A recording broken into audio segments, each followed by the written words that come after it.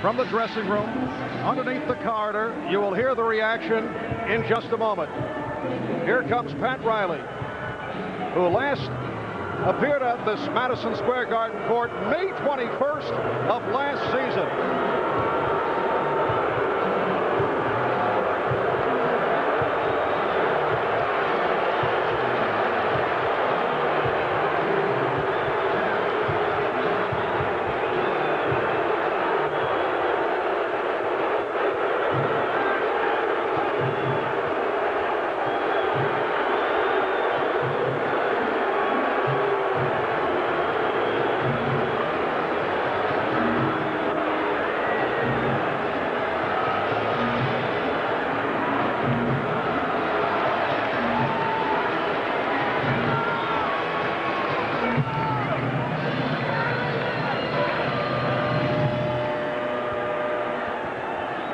Well, you heard the booing that erupted at first, but there has also been some cheering.